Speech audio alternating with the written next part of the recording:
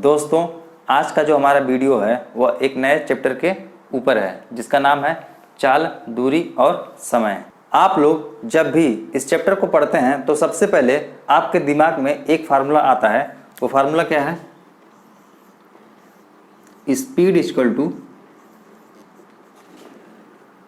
Distance upon time होता है। ये फार्मूला है तो जाहिर सी बात है इसका मात्रक होगा। तो मात्रक क्या होगा? Kilometre per hour. ये इसका मात्रक होगा। और अब आप लोग यह सोच रहे होंगे कि प्रश्न में कहीं कहीं पर मीटर पर सेकेंड होता है। जी हाँ, मीटर पर सेकेंड होता है क्योंकि स्पीड का मात्रक मीटर पर सेकेंड भी होता है। तो अब हम लोग आगे यही सीखेंगे कि किलोमीटर पर आवर को मीटर पर सेकेंड में कैसे चेंज करते हैं। अगर आपसे कभी प्रश्न यह पूछे कि किलोमीटर पर आवर को चेंज कीजिए मीटर पर सेकेंड में, या फिर यह पूछे कि मीटर पर सेकेंड को चेंज कीजिए किलोमीटर पर आवर में, तो इसके लिए आपको एक वैल्यू याद रखनी पड़ेगी। वो वैल्यू यह है 5/18। एक और है इसी का ठीक उल्टा 18/5। और आप लोग यह बताइए इनमें से बड़ा कौन है? बड़ा यह है और छोटा यह है। अगर प्रश्न यह पूछे किलोमीटर पर आवर को चेंज कीजिए मीटर पर सेकेंड में, यानी बड़े मात्रक से यानी बड़े यूनिट से छोटे यूनिट में, तो क्या करेंगे? बड़े से छोटे में। तो क्या आ रहा है? बड़े से छोटा। छोटा क्या है? ये, यानी 5/18 से मल्टीप्लाई कर देंगे तो चेंज हो जाएगा किसमें? मीटर पर सेकेंड में। या फिर पूछे मीटर पर सेकेंड को चेंज कीजिए किलोमीटर पर आवर में, तो छोटे से बड़ा, यानी छोटे से बड़ा। बड़ा क्या है? 18/5। अगर इसमें मल्टीप्लाई कर देंगे तो चेंज हो जाएगा किलोमीटर पर आवर में।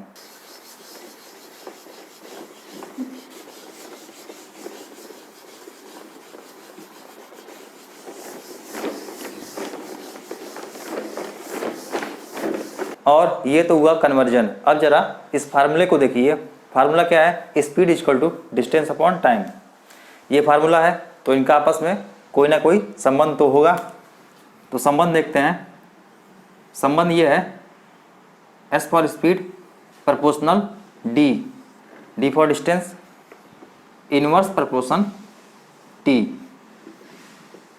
ये एक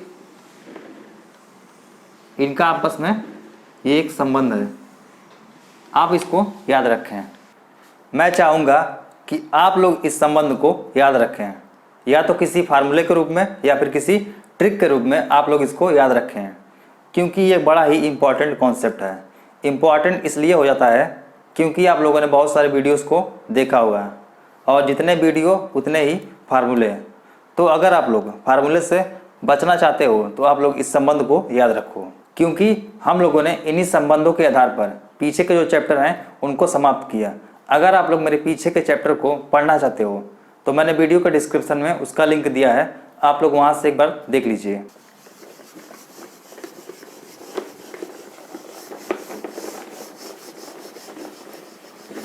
और अब इस चैप्टर को हम लोग प्रैक्टिकली समझते हैं। सपोज कीजिए एक कार है और इस कार की स्पीड 50 किलोमीटर पर आवर है और यहाँ से कोई एक रोड है। मान लीजिए इसका रोड का स्टार्टिंग पॉइंट A है और इस रोड का ये है एंड पॉइंट, मान लीजिए B। अगर इस कार को इस रोड पर चलाया जाए तो A पॉइंट से B पॉइंट तक जाने में लगा समय मान लीजिए 22 घंटे। तो आपसे प्रश्न यह पूछेगा, बताइए डिस्टेंस कितना है।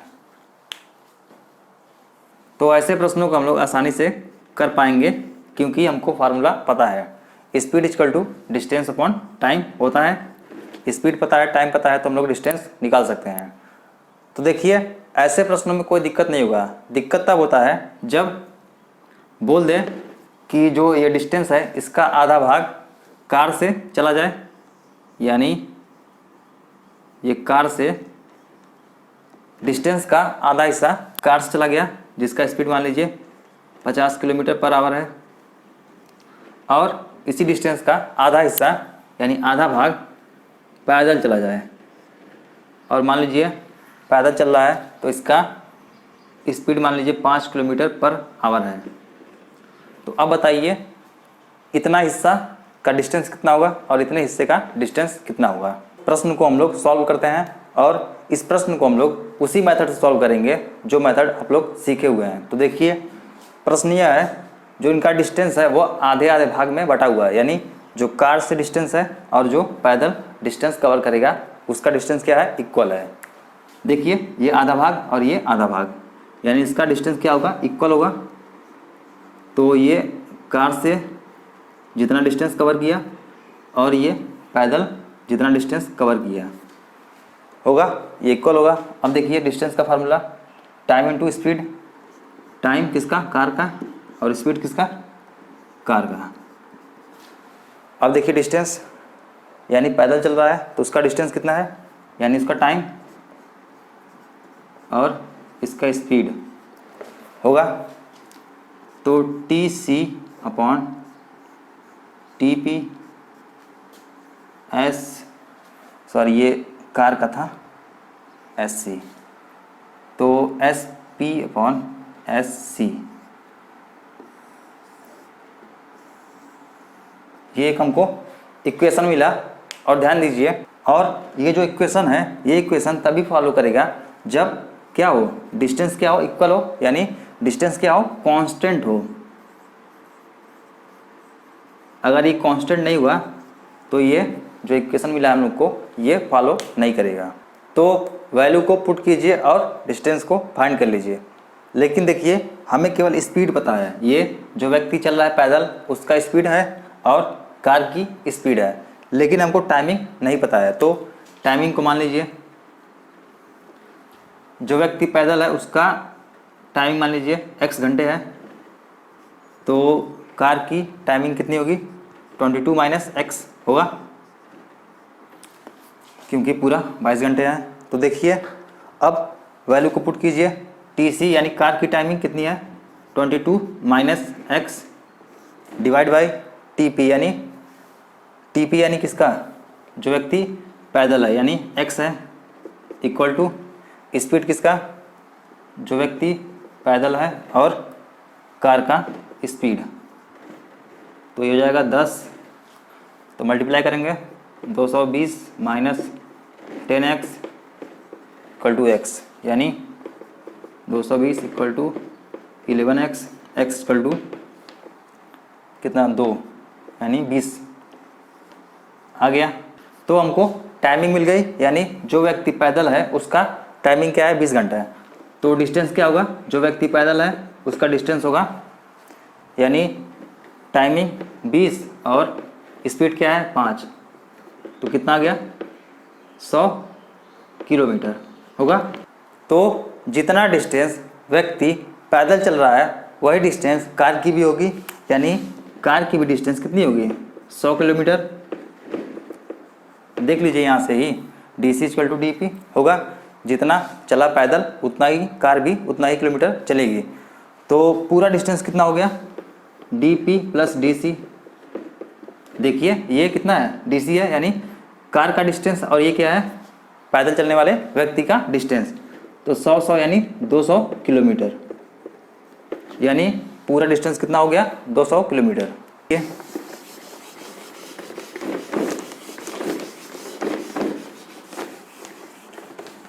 हमें इसमें कोई मानने होने की आवश्यकता नहीं पड़ेगी, इसलिए हम इसको मिटाते हैं। और अब जो हम लोग अगला मेथड यूज करेंगे उसका नाम है रेशियो मेथड। Ratio method.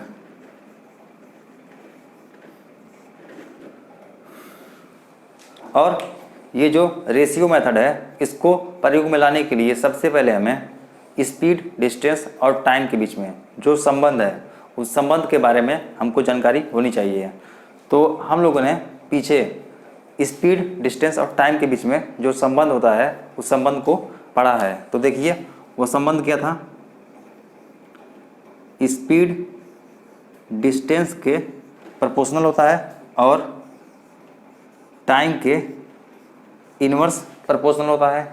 ये संबंध हमने पीछे पढ़ा है।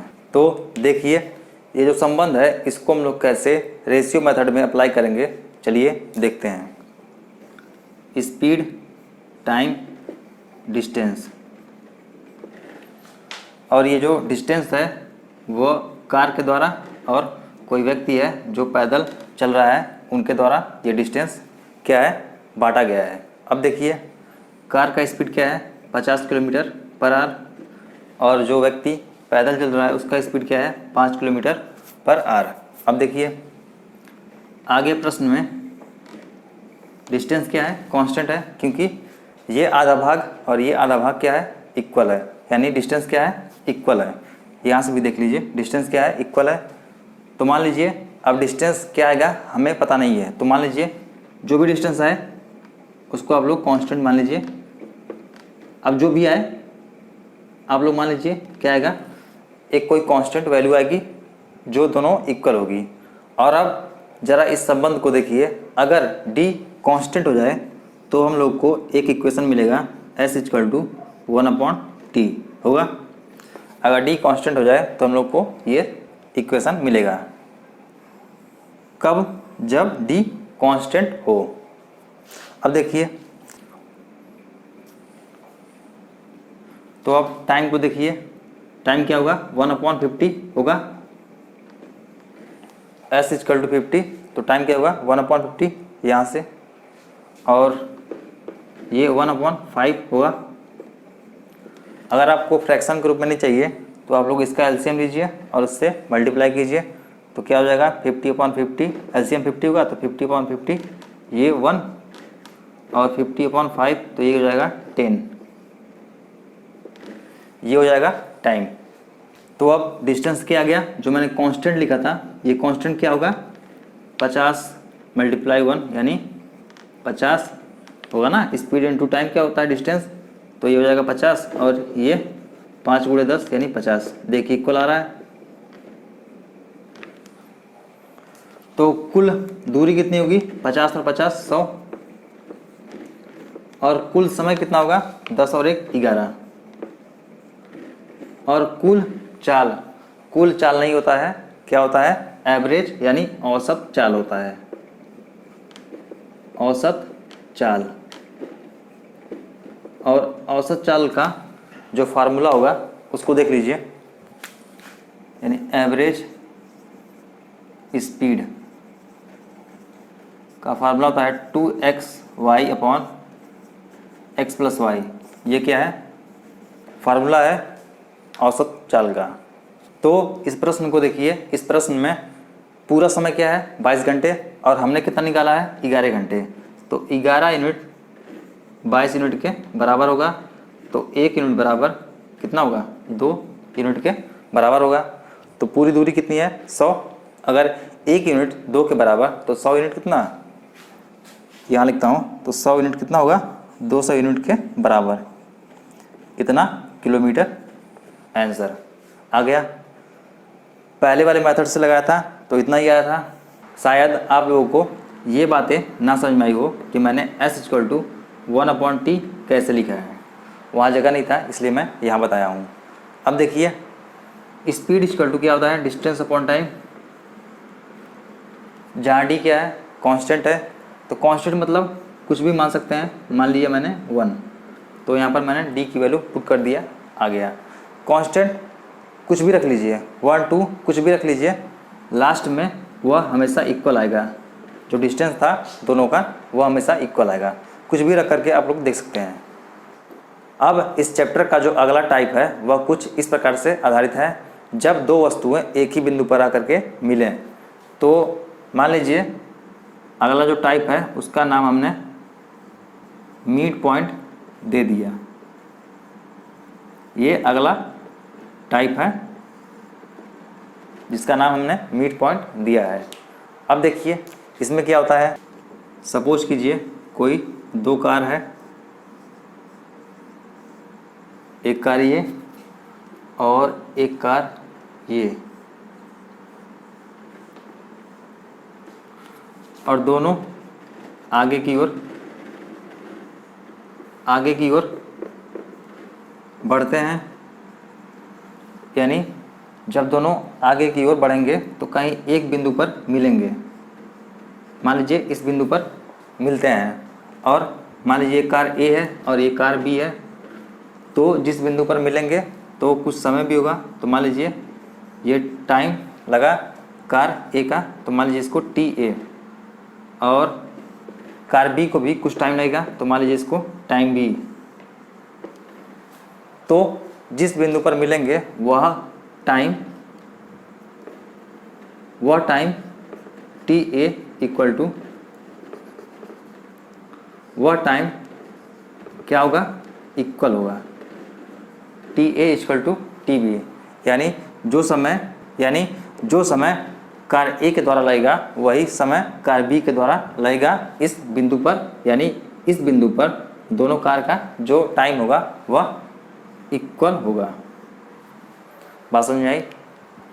लेकिन इसके लिए भी एक कंडीशन है। कंडीशन यह है, अगर कार चलना आरंभ कर रही है तो जो समय, मान लीजिए 8 बजे कार ए चलना आरंभ हुई, सुबह में 8 बजे कार चलना आरंभ हुई, तो जो कार बी होगा वह भी 8 बजे ही चलना आरंभ होगा। तब जाकर के किसी बिंदु पर मिलेंगे, तब जाकर के जो ये टाइम होगा वह इक्वल होगा। अगर कार ए और कार बी एक समान समय से ना चलें तो जिस बिंदु पर मिलेंगे वह इक्वल नहीं होगा। जैसे समझने के लिए, मान लीजिए कार बी है वह 9 बजे से चलना आरंभ करता है और जो कार ए है वह 8 बजे से चलना आरंभ करता है, तो जिस बिंदु पर मिलेंगे वह इक्वल नहीं होगा क्योंकि टाइम अलग है। तो जिस बिंदु पर दोनों कार मिलेंगे उस टाइम को समान करना है, तो आप लोगों को ये टाइम, स्टार्टिंग टाइम जो है उसको भी समान करना पड़ेगा। तो देखिए, मान लीजिए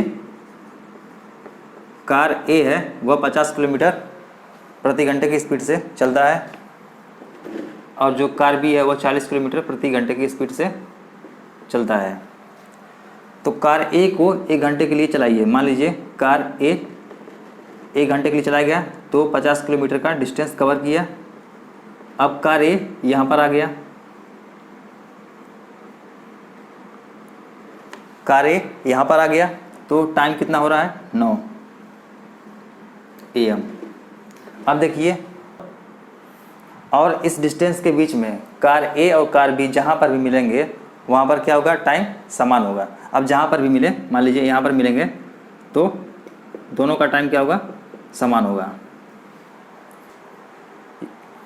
ये तो हुआ जब कार विपरीत दिशा में चलती हो। अब अगला टाइप होगा जब कार एक ही दिशा में चले।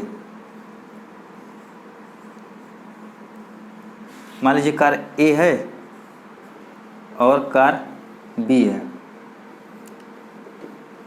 कोई डिफरेंट नहीं है। मान लीजिए कार ए है और कार ये बी है। मान लीजिए एक ही दिशा में चल रहे हैं, किसी बिंदु पर मिलेंगे, जिस बिंदु पर मिलेंगे वही समय क्या होगा, इक्वल होगा। बस, कोई डिफरेंस नहीं है।